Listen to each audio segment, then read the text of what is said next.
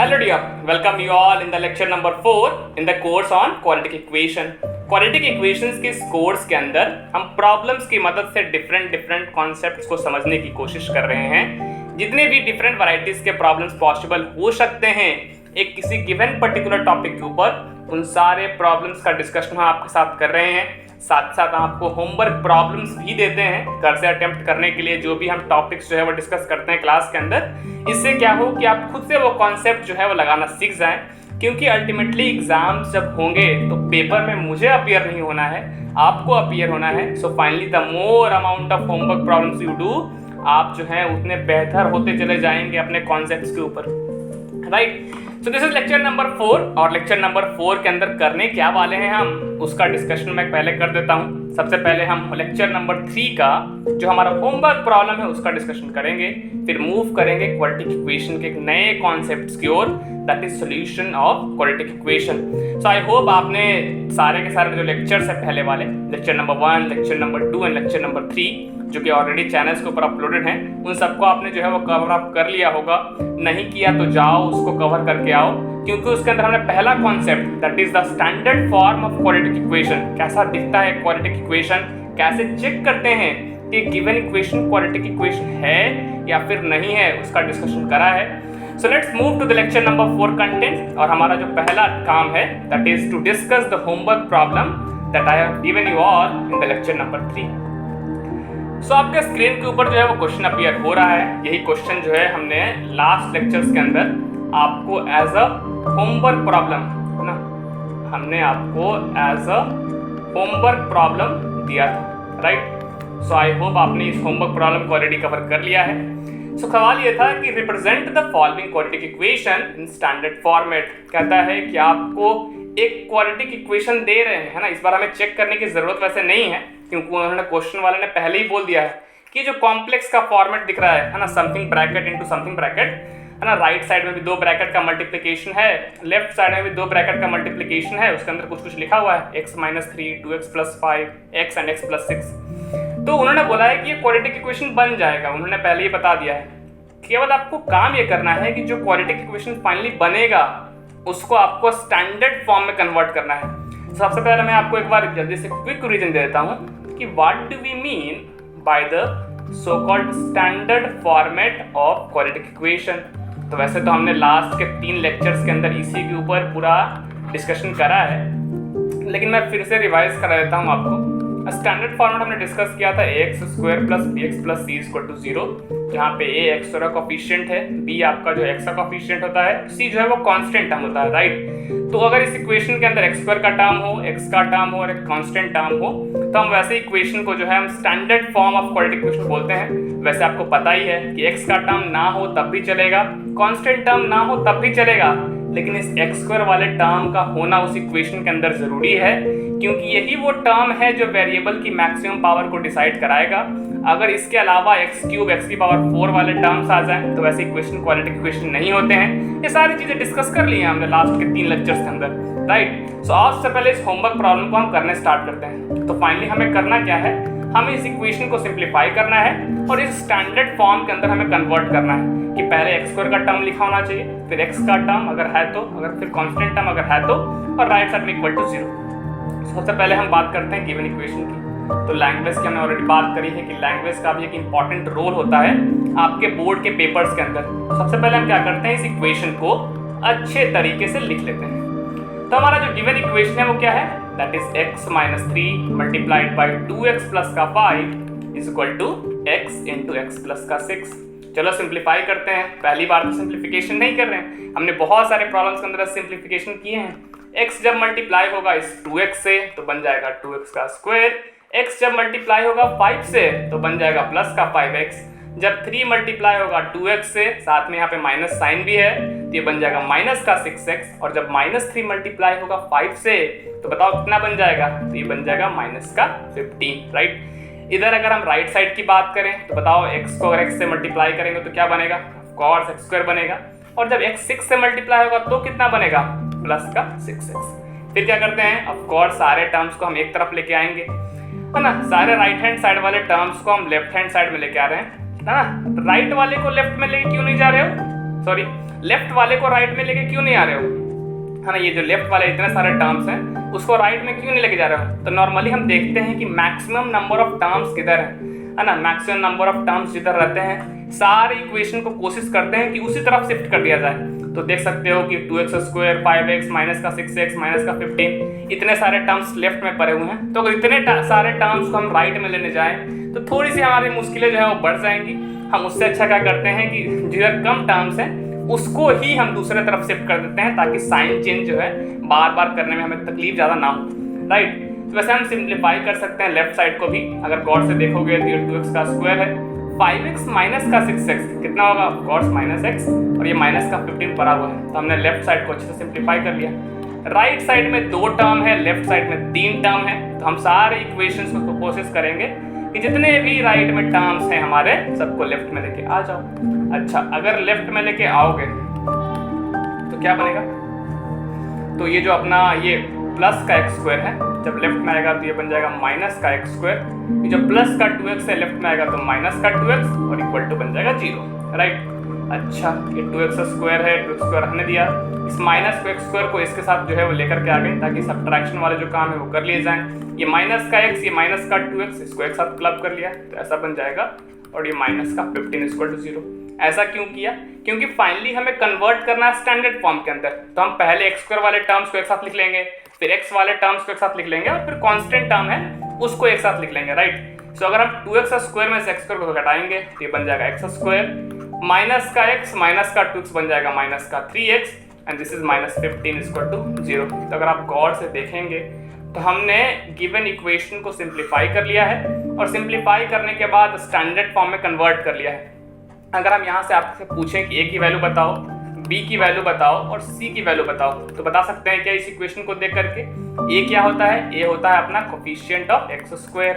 x² का कोफिशिएंट कितना है, आप देख सकते हैं कि x² से मल्टीप्लाइड है 1, तो अपना कोफिशिएंट हो जाएगा 1। b की बात करते हैं, b क्या है अपना कोफिशिएंट ऑफ x। अगर इस इक्वेशन में देखोगे x का कोफिशिएंट तो आपको दिख जाएगा कोफिशिएंट जो x का दिख जाएगा वो माइनस का 3 दिख जाएगा। अच्छा, अगर हम c की बात करें, c हम बोलते हैं कांस्टेंट टर्म को जिसके अंदर ना तो x रहता है ना ही x² रहता है, केवल सिंपली वो कांस्टेंट वैल्यू होती है, and this is equal to minus का 15। तो आपको जो है वो गिवन इक्वेशन को कैसे स्टैंडर्ड फॉर्म में कन्वर्ट करते हैं ये आपको आ गया है। कैसे चेक करते हैं कि स्टैंडर्ड फॉर्म के साथ मैच कर रहा है या नहीं कर रहा है ये भी आपको आ गया है। और कैसे गिवन इक्वेशन को देख करके ABC that is coefficient of x², coefficient of x and constant term की वैल्यू कैसे कैलकुलेट करते हैं। ये जो वैल्यूज ABC के आप निकाल रहे हैं, जब हम आगे मूव करेंगे तो एक डिस्क्रिमिनेंट नाम का एक टर्म होता है, उसको जो है वैल्यूज कैलकुलेट करने में आपको जरूरत पड़ रहा होगा। तो मैं अभी से ही आपको यूज्ड टू बना रहा हूँ कि आप इक्वेशन को देख करके कोफिशिएंट जो है वो x² x और फाइनली जो कांस्टेंट टर्म है उन सबकी वैल्यूज आइडेंटिफाई करना सीख जाए, राइट। सो ये था हमारा होमवर्क प्रॉब्लम्स का डिस्कशन। थोड़ा मैंने लंबा खींचा है इसको, बट ऑफ कोर्स हमारा मेन थीम ये नहीं होता कि हम कितने लंबे लेक्चर्स बना रहे हैं, कितने सारे लेक्चर्स बना रहे हैं। My simple major theme is कि आपको वो सारे कॉन्सेप्ट्स क्लियर हो जाने चाहिए। टाइम थोड़ा ज़्यादा लगे चलेगा, because this is just the May month of this particular year, और आपके एग्जामिनेशन अगले ईयर होने वाले हैं। There is no need to rush through this problems. आराम से करेंगे ताकि ये कॉन्सेप्ट्स हैं वो बेहतर तरीके से माइंड में जा पाएँ और लंबे समय तक हमारे माइंड्स के अंदर स्टिक करके रहे, right. So let's move to the next concept. जो हमारा दूसरा काम था आज के लेक्चर्स का वो ये था कि हम एक नया कॉन्सेप्ट सीखने वाले हैं। और ऑफ कोर्स जैसा कि हमारा इस पर्टिकुलर कोर्स का थीम है कि whatever the concept we would learn is through the application portion, through the so called problem solving. और इसीलिए मैंने फिर से एक प्रॉब्लम लिया है और इस प्रॉब्लम को सबसे पहले पढ़ते हैं, फिर इसको एक्सप्लेन करते करते हम आज का जो कॉन्सेप्ट है उसको फिनिश अप करेंगे। क्वेश्चन कहता है is x equal to -4 a solution of quadratic equation. Quadratic equation कैसा होता है ये आपको दिख ही रहा होगा। फिर से आप देख सकते हैं यहाँ से कि आपके पास एक इक्वेशन है, x² का टर्म है, x का टर्म है, कांस्टेंट टर्म है, और of course maximum power variable के तो यहाँ पे 2 ही है। तो ऑफ कोर्स नो डाउट ये क्वाड्रेटिक इक्वेशन है।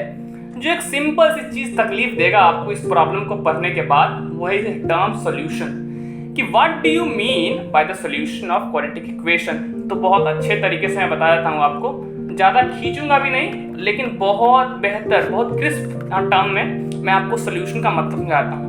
जब भी हम किसी इक्वेशन को लिखते हैं तो इक्वेशन में हम बीच में इक्वल का साइन जरूर देते हैं। क्या आप देख सकते हैं यहाँ पे भी इक्वल टू साइन है। आप पिछले वाले अगर प्रॉब्लम्स के अंदर भी जाएंगे तो आपको दिखेगा कि हाँ भाई वाकई में यहाँ पे भी इक्वल टू साइन था हमारे पास, राइट।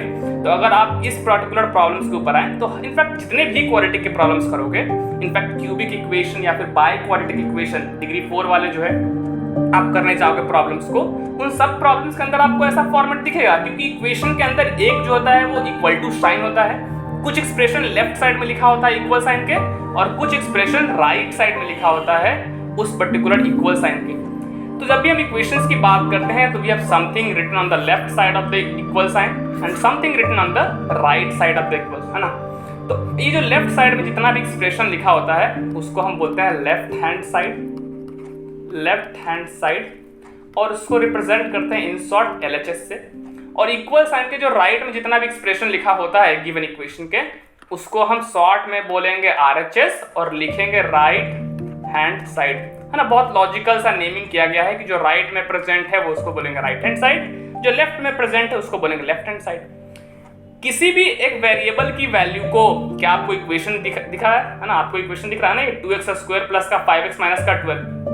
क्या इस इक्वेशन को देख करके आप वेरिएबल की वैल्यूज डिक्लेयर कर सकते हैं कि वेरिएबल कौन है, ये वैल्यू नहीं, वेरिएबल कौन सा है वो आप बता सकते हैं ना। इस इक्वेशन के अंदर वेरिएबल कौन सा है, ऑफ कोर्स आपको इतना तो पता होना चाहिए, शुरुआत के दिनों में ये सिखाया जाता है 5-6 के अंदर वेरिएबल कैसे पहचानते हैं। तो यहाँ पे वेरिएबल है x, तो लेफ्ट हैंड साइड में कुछ है इक्वल, है ना, इक्वल साइड के लेफ्ट साइड में कुछ है उसको हम बोल रहे हैं LHS, इक्वल साइड के राइट में कुछ है जिसको हम बोल रहे हैं RHS। इस वेरिएबल की कोई एक वैल्यू देगा आपको कोई, और बोलेगा कि क्या ये सॉल्यूशन है या फिर सॉल्यूशन नहीं है। तो किसी भी एक वेरिएबल की वैल्यू को हम किसी इक्वेशन का सॉल्यूशन तभी बोलेंगे अगर उस वेरिएबल की वैल्यूज को हम पुट करें और वैल्यू निकाले लेफ्ट हैंड साइड वाले एक्सप्रेशन का, और उस वेरिएबल की वैल्यू को पुट करें राइट हैंड साइड वाले एक्सप्रेशन में और वहां से एक वैल्यू निकालें, और जो लेफ्ट हैंड साइड की जो वैल्यू आई वेरिएबल की उस पर्टिकुलर वैल्यू पे और उसी पर्टिकुलर वैल्यू पे जो राइट हैंड साइड की वैल्यू आई, अगर वो दोनों वैल्यू सेम आ जाएं तो हम बोलते हैं कि वो गिवन वैल्यू ऑफ वेरिएबल इस पर्टिकुलर इक्वेशन का सॉल्यूशन कहलाएगा। Let me repeat this statement, काफी इंपॉर्टेंट स्टेटमेंट बोल रहा हूं मैं। वेरिएबल की कोई भी वैल्यू उस पर्टिकुलर एक गिवन इक्वेशन की सॉल्यूशन कहलाएगा अगर वेरिएबल की उस वैल्यू के लिए लेफ्ट हैंड साइड का एक्सप्रेशन का वैल्यू और राइट हैंड साइड का एक्सप्रेशन का वैल्यू सेम हो जाए। समझ में आई बात यहाँ तक? तो अगर एक गिवन वैल्यू ऑफ वेरिएबल के लिए LHS इक्वल टू RHS हो जाए तो हम बोलते हैं कि वो वेरिएबल की गिवन वैल्यू उस पर्टिकुलर इक्वेशन के लिए हमारा एक सॉल्यूशन कहलाएगा। क्या आपके बात भेजे में गई? इसको हम प्रॉब्लम से बहुत बेहतर तरीके से समझ सकते हैं। इस प्रॉब्लम्स के ऊपर आओ। प्रॉब्लम में ये पूछा गया है हमसे, is x = -4 a solution of this particular quadratic equation. सबसे पहले हम लैंग्वेज लिखते हैं, फिर मैं प्रॉब्लम्स को कैसे अप्रोच करना है वो बताता हूँ आपको। तो जो गिवन इक्वेशन है, ऑफ कोर्स यहाँ पे क्वाड्रेटिक इक्वेशन भी आप लिख सकते हैं, क्योंकि इस बार एग्जामिनर ने, इस बार क्वेश्चन पूछने वाले ने हमें पहले ही बता दिया है कि ये इक्वेशन जो है वो क्वाड्रेटिक इक्वेशन है। इनफैक्ट हम देख के ही पता कर सकते हैं कि ये क्वाड्रेटिक इक्वेशन है, राइट। तो अगर आप गौर से देखें तो इक्वल के लेफ्ट साइड में ये चीज लिखी गई है 2x² प्लस का 5x माइनस का 12, राइट हैंड साइड में पड़ा हुआ है 0। पूछा है x = -4 सॉल्यूशन है क्या? सॉल्यूशन तभी होगा जब x की ये वैल्यू के लिए लेफ्ट LHS का वैल्यू और राइट RHS का वैल्यू, मतलब जो लेफ्ट में पड़ा हुआ है उसकी वैल्यू और राइट हैंड साइड में पड़ा हुआ है उसकी वैल्यू सेम हो जाए। क्या आपको दिख रहा है कि जब हम x की वैल्यू -4 रखते हैं तो LHS की वैल्यू क्या आएगा? ऑफ कोर्स दिख तो नहीं रहा होगा, आपको वैल्यू रखना पड़ेगा। तो ये इक्वेशन था आपके पास 2x² प्लस का 5x माइनस का 12 = 0। 2x² प्लस 5x माइनस का 12 कहला गया आपका LHS, क्योंकि ये लेफ्ट हैंड साइड में प्रेजेंट है। तो अगर हम x की वैल्यू -4 रखते हैं तो देखते हैं LHS की वैल्यू कितनी आती है। तो जहां जहां x है वहां पर -4 रख दो, रख दिया। तो x का स्क्वायर था तो -4 का स्क्वायर, प्लस 5 × x था तो x की वैल्यू -4 और ये -12। 2 × -4 का स्क्वायर करोगे तो 16 आ जाएगा, 5 × -4 करोगे तो -20 और ये आ जाएगा -12। ये आ जाएगा 32, 16 × 2 माइनस का 12 और 20 और 12, चूंकि दोनों का आगे साइन जो है वो माइनस है, दोनों एड अप हो जाएंगे और साइन माइनस का आएगा। तो ये माइनस का 32 and finally coming out to 0। और आरएचएस की वैल्यू अगर गौर से देखोगे तो आरएचएस में तो एक्स का एक्सप्रेशन है ही नहीं, ये तो सिंपली एक कांस्टेंट है। आरएचएस में जो है हमारा केवल और केवल एक कांस्टेंट है। तो अगर हम चाहे भी कि वेरिएबल की वैल्यूज को कुछ रखें, तो चूंकि उसके अंदर एक्स वाला टर्म है ही नहीं, तो जो वैल्यू राइट साइड में है वो बेसिकली एक कांस्टेंट है सिंपली। सो वो वेरिएबल की वैल्यूज पर डिपेंड ही नहीं कर रहा है। तो अगर आप गौर से देखोगे तो ये जो आपकी एलएचएस की वैल्यू 0 आई है वो बेसिकली आरएचएस के बराबर ही तो है, क्योंकि राइट हैंड साइड में वैल्यूज कितनी थी भैया, 0 थी ना। तो वेरिएबल पे तो ये डिपेंड ही नहीं कर रहा है। तो x की वैल्यू 5 हो, 6 हो, 7 हो, 8 हो, it doesn't matter at all. तो फाइनली जो आपने एलएचएस का जो वैल्यू निकाला for the value of x is equal to -4, वो एक्चुअली में आरएचएस के बराबर आ गया। और जैसे ही आपने ये देखा कि x की एक गिवन वैल्यू के लिए, दैट इज वेरिएबल की एक गिवन वैल्यूज के लिए, एक गिवन इक्वेशन में जो लेफ्ट हैंड साइड में पड़ा हुआ पार्ट है और जो राइट हैंड साइड में पड़ा हुआ पार्ट है, उन दोनों की वैल्यू सेम आ गई, तो हम बोल सकते हैं कि जो भी वो वेरिएबल की वैल्यू थी वो अपना सॉल्यूशन है। तो हम बोल सकते हैं कि x इज इक्वल टू -4 जो है एक सॉल्यूशन है। एक सॉल्यूशन है किसका? एक सॉल्यूशन है गिवन क्वाड्रेटिक इक्वेशन का। और यही अगर LHS और RHS की वैल्यू जो है वो सेम नहीं आती, लेट सपोज LHS की वैल्यू -2 या फिर 5 या फिर समथिंग कुछ और आता, एक नॉन जीरो वैल्यू आ जाती, तो हम बोल सकते थे कि हाँ भैया ये जो x की वैल्यू -4 है वो सोल्यूशन जो है वो इस गिवन इक्वेशन का नहीं है। तो इसी कॉन्सेप्ट का यूज करके मैं आपको एक होमवर्क प्रॉब्लम दे रहा हूँ जो आप एक्चुअली में घर से सॉल्व करके आएंगे। उसके अंदर भी एक्चुअली में क्वेश्चन ऐसा ही है, केवल इक्वेशन को चेंज कर दिया मैंने, वैल्यूज को चेंज कर दी है, बट आप कॉन्सेप्ट्स को जरूर अप्लाई कीजिएगा इस पर्टिकुलर क्वेश्चन के अंदर। सवाल जो है ये आपका होमवर्क प्रॉब्लम है। इस सवाल के अंदर सिंपली आपको जो है वो फिर से वही पूछा है आपसे कि क्या x की वैल्यू -2 इस given quadratic equation x² + 5x + 6 = 0 का एक सोल्यूशन है क्या। तो आप क्या करेंगे, उस पर्टिकुलर वैल्यूज के लिए LHS की वैल्यू निकालेंगे, RHS के वैल्यू साथ अगर वो मैच कर जाएगा तो हम बोलेंगे वो सोल्यूशन है, अदरवाइज वो सोल्यूशन नहीं है। सो ये था आज का जो है वो कंटेंट का डिस्कशन। हमने होमवर्क प्रॉब्लम का डिस्कशन करा, फिर उसके बाद एक जो नया कॉन्सेप्ट है solution of a given quadratic equation, उसको हमने सीखा है। अगर शुरुआत में थोड़ा सा जो टफ लगे, थोड़ी चीजें नहीं जाए, तो बारी बारी से जो है इसको सुनने की कोशिश करें। This is the best advantage that you can take of the online videos. तो फाइनली आप उससे जो है वो अपने डाउट्स को क्लियर कर पाएंगे कि हाँ क्या मैं बोल रहा हूँ, उसको 2-3 बार सुनो, फिर एक्चुअली में एनालाइज करो खुद से। तो उसके बाद जो है जैसे और भी हम प्रॉब्लम्स बहुत सारे करेंगे इस टॉपिक के ऊपर, तो वो धीरे धीरे सब्सिक्वेंट लेक्चर्स जो आएंगे हमारे उसके अंदर क्लियर हो जाएंगे। सो कंटेंट वाइज तो इतना ही है, इसको मैं एंड करूंगा यहीं पे एक पॉजिटिव मैसेज के साथ कि अपने लाइफ के जो भी गोल्स हैं उसको जरूर एक पर्टिकुलर कॉपी या फिर एक पेज के ऊपर लिख करके रखें।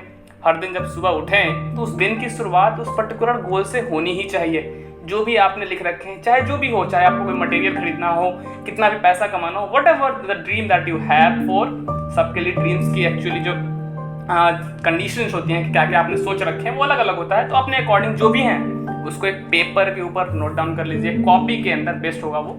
उसको हर दिन उठिए, उसको देखिए और उसके पूरा करने के लिए whatever the thing you could do, whatever the small step you can take, every day, every single day you should do at least something to actually make that dream to become a reality. So this is a massive point, simple and a very short step that you can take, but it has a very big impact on your life. So अपने times को बिल्कुल देखते रहिए किधर जा रहा है ये टाइम, क्या अपने ड्रीम की ओर आप हर दिन आगे बढ़ रहे हैं। अगर आप इस चीज़ को फॉलो करेंगे सो मोस्ट प्रोबेबली आप लाइफ के अंदर with in a span of 2, 4, 5 might be 8 and might be even 10 years, no matter what, how much long time it takes, depending upon how much work you do on your goal, how much time you give daily on that goal. But एक particular time जरूर ऐसा आएगा जिसके बाद आप actual कर जाएंगे और फिर जब आप पीछे मुड़ करके देखेंगे you will find out you have reached to some another version of yourself, some better and advanced version of yourself. So एक सिंपल सा पॉजिटिव मैसेज मैं आपको देना चाहूँगा इस पर्टिकुलर वीडियो के through. So that's all for this particular video. मिलते हैं आपसे अगले लेक्चर के अंदर। होमवर्क प्रॉब्लम्स को जरूर सॉल्व कर लीजिएगा, फिर अपना डिस्कशन इसी पर्टिकुलर प्रॉब्लम से अगले लेक्चर के अंदर स्टार्ट कर रहे होंगे। See you dear in the next one.